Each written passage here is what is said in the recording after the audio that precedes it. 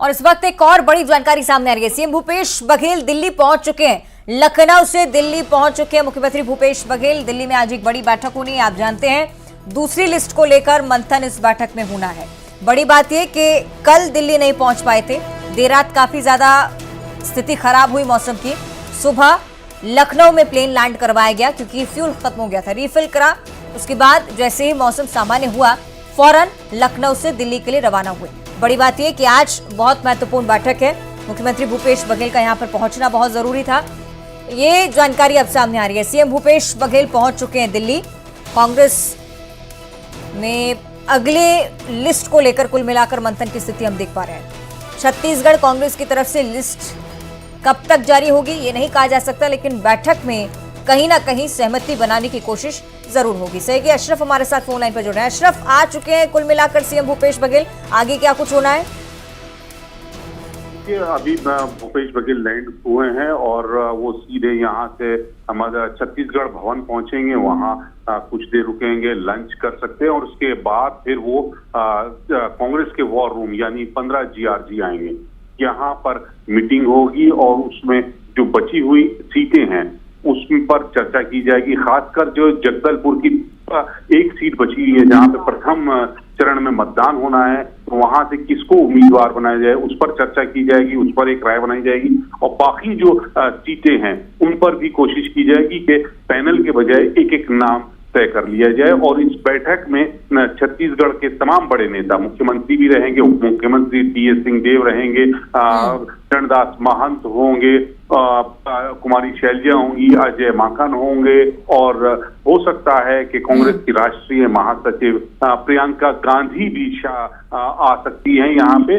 तो वो एक बड़ी मीटिंग होगी और एक महत्वपूर्ण बैठक है जिसमें मंथन किया जाएगा और एक राय बनाने की कोशिश की जाएगी कि जो उलझी हुई सीटें हैं जहां पर एक से ज्यादा दावेदार हैं उनमें से किसी एक को चुना जाए जो चुनाव मैदान में मजबूती से बीजेपी को टक्कर दे दे, क्योंकि बीजेपी ने करीब करीब अपनी सभी सीटों पर अपने पत्ते खोल दिए, सभी उम्मीदवार घोषित कर दिए। सिर्फ 5 सीटें हैं जहां पर उम्मीदवार घोषित नहीं किया। तो ये एकदम कांग्रेस के लिए प्लस पॉइंट है कि सभी सीटों पर बीजेपी की तकरीबन उम्मीदवार घोषित है, तो उनको देखकर कांग्रेस अपने उम्मीदवार घोषित कर सकती है यानी तय कर ले और फिर सूची भी जारी की जा सकती है। ठीक है, चलिए देखना होगा अशरफ आगे क्या कुछ होता है। बहुत शुक्रिया आपका जानकारी के लिए।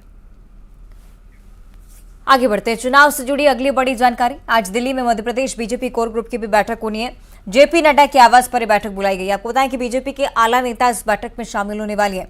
सीएम शिवराज सिंह चौहान, वीडी शर्मा की मौजूदगी रहेगी। प्रदेश की बची सीटों पर मंथन की स्थिति आज आपको देखने को मिलेगी। बहुत ही महत्वपूर्ण बैठक बीजेपी में भी, क्योंकि 5वीं लिस्ट जिस पर सबसे ज्यादा मंथन की जरूरत है, कुछ विधायकों के टिकट कटने के आसार हैं। इसी लिस्ट का कुल मिलाकर इंतजार है और इसी पर बातचीत के लिए ये बैठक दिल्ली में बुलाई जा रही है। आज या कल बीजेपी की 5वीं सूची जारी होगी। जेपी नड्डा, मुख्यमंत्री शिवराज सिंह चौहान, वीडी शर्मा मौजूद रहेंगे।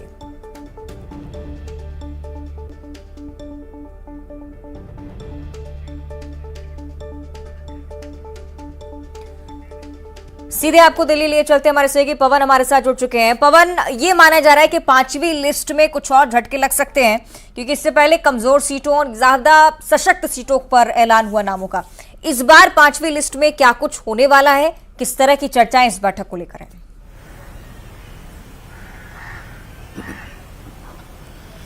देखिए, आपसे थोड़ी देर के बाद मैं तमाम जो मध्य प्रदेश बीजेपी के जो कोर ग्रुप के नेता हैं वो बीजेपी के राष्ट्रीय अध्यक्ष जेपी नड्डा के आवास पर पहुंचेंगे।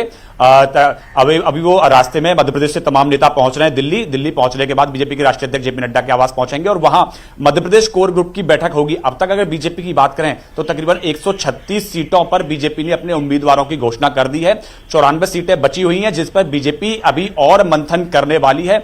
आज तकरीबन सभी सीटों पर मंथन कर लिया जाएगा। 94 जो बची हुई सीटें हैं उसमें तमाम ऐसी सीटें हैं जहां बीजेपी की कड़ा मुकाबला कांग्रेस के साथ में है, यानी कि उन सीटों पर गहन मंथन की जरूरत है। अब से पहले जो बीजेपी ने तमाम सीटें जारी की उस या तो वो बहुत ज्यादा कमजोर सीटें थी जो बीजेपी ने चिन्हित की थी, एबीसीडी डी ग्रुप की सीटें थी, या फिर ऐसी सीटें थी जहां बीजेपी के लिए चुनाव बहुत आसान है, मतलब ए जो ए ब्लॉक है उसकी सीटें थी। तो लेकिन अब जो सीटें बची हैं उस पर बीजेपी का कड़ा मुकाबला कांग्रेस के साथ में है।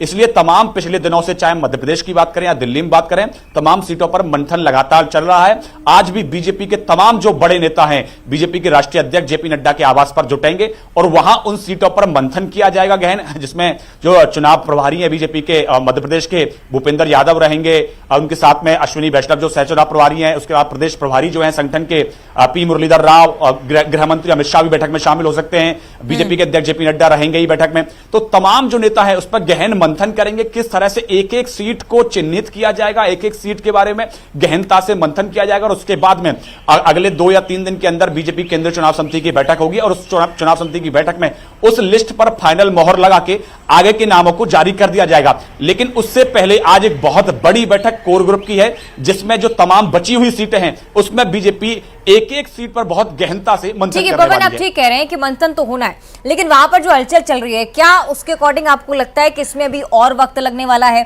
क्योंकि खबर इस तरह की भी थी, क्योंकि शाम को जैसे ही मोहर लग जाती है तो नामों का ऐलान भी हो सकता है। क्या कुछ लगता है, समय कितना लगेगा, कोई हलचल इसे लेकर?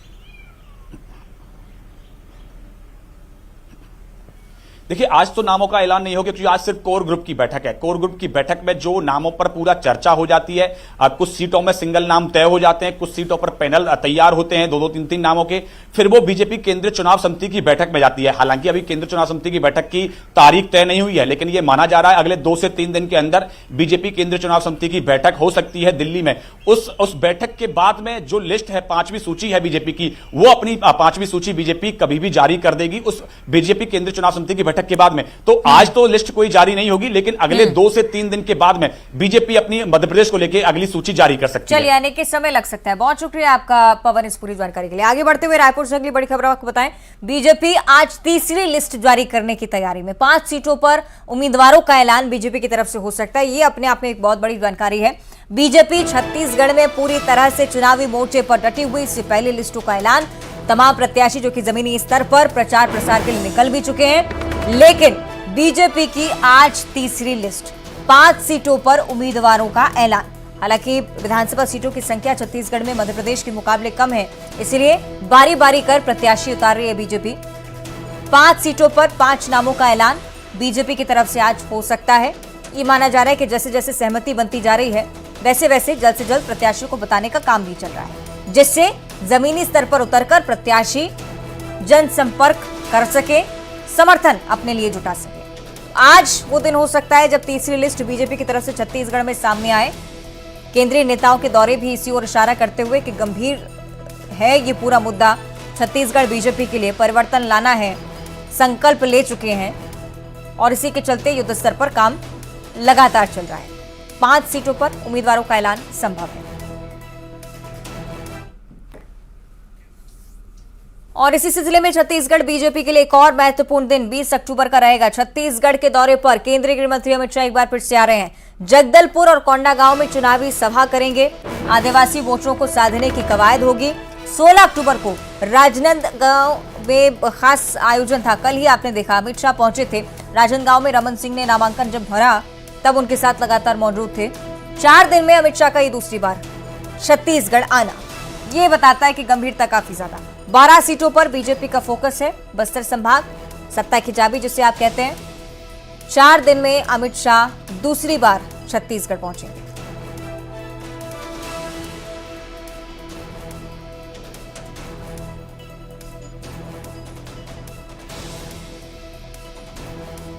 तो आदिवासी वोटर्स को साधने की कवायद जो कि नजर आती हुई 20 अक्टूबर का यह कार्यक्रम इसी के इर्द गिर्द होगा। ये भी माना जा रहा है कि 16 अक्टूबर के बाद 4 दिन बीत जाने के बाद एक बार फिर से अमित शाह पहुंचेंगे, तो गंभीरता काफी ज्यादा। और अब बड़ी खबर श्योपुर से आपको बताएं, जहां प्रसिद्ध संत जगत गुरु रामभद्राचार्य ने कांग्रेस नेता राहुल गांधी पर निशाना साधा है।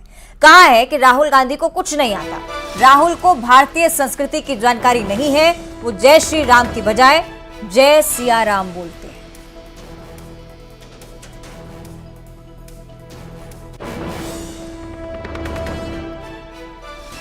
अब राहुल जी को कुछ आता जाता नहीं, वो कहते जय श्री राम ना कहे जय सिया राम कहा जाए, उनको ज्ञान ही नहीं तो क्या करूं मैं। अब भारतीय संस्कृति का उनको कुछ भी ज्ञान नहीं है। आगे बढ़ते हैं बलरामपुर से अगली बड़ी खबर, जहां बदमाशों के हौसले बुलंद नजर आते हैं। ज्वेलरी शॉप खोलने गई महिला से लूटपाट हुई है। बाइक से लुटेरे पहुंचे थे। पूरी घटना पास ही लगे कैमरे में भी कैद हो गई है। सीसीटीवी फुटेज भी हम आपको दिखाएंगे। बलरामपुर की खबर हम आपको बता रहे हैं। बदमाशों के हौसले इस कदर बुलंद है कि खुलेआम इस तरह की घटनाओं को अंजाम दे रही है। ये तस्वीर आपकी टीवी स्क्रीन पर। दुकान खोलने गई महिला के साथ कितने बेखौफ होकर ये व्यक्ति पहले सामान छुड़ाता है और फौरन फरार हो जाता है। दूसरा साथी बाइक पर पूरी तरह से तैयार। सरेआम इस तरह की वारदात को अंजाम देते आ रहे हैं अपराधी। यहां पर कानून व्यवस्था पर सीधा सवाल, और सवाल यह भी कि क्या खाकी का खौफ अब नहीं बचा।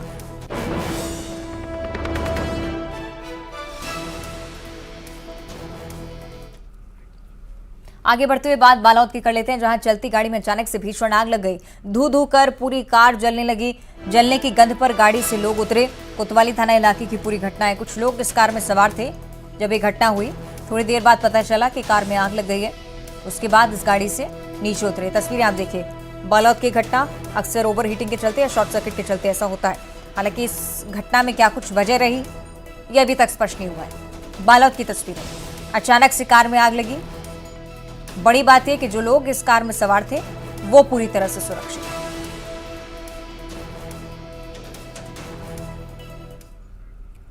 आगे बढ़ते हुए बात बिलासपुर की कर लेते हैं। गाड़ी से 7 लाख रुपए बरामद किए गए हैं। चेकिंग के दौरान कैश मिला है। सिरगिट्टी पुलिस ने कार्रवाई को अंजाम दिया है। चुनाव को लेकर सघन चेकिंग चल रही है।